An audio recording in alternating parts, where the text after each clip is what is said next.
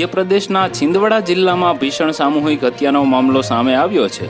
જિલ્લાની છેલ્લી સરહદે આવેલા આદિવાસી બહુલ વિસ્તારના માહુલજીર પોલીસ સ્ટેશન હેઠળના બોદલકચર ગામમાં આદિવાસી પરિવારના 8 લોકોની સામૂહિક હત્યા કરવામાં આવી હતી।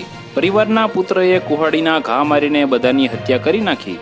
આ પછી તેણે પણ ફાંસો લગાવીને આત્મહત્યા કરી લીધી છે। પુત્ર દ્વારા કરવામાં આવેલી આ ભયાનક હત્યાનું કારણ હજુ સુધી બહાર આવ્યું નથી। સૂત્રો પાસેથી પ્રાપ્ત માહિતી અનુસાર આદિવાસી પરિવારના એક યુવકે તેના માતા પિતા, પત્ની, બાળક અને ભાઈ સહિત પરિવારના 8 લોકોની કુહાડી વડે હત્યા કરી હતી।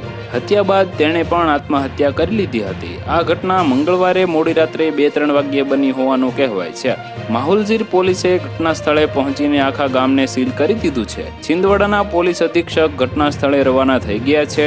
હજુ વધુ માહિતીની રાહ જોઈ રહી છે। હાલ પોલીસ આ મામલાની તપાસમાં વ્યસ્ત છે।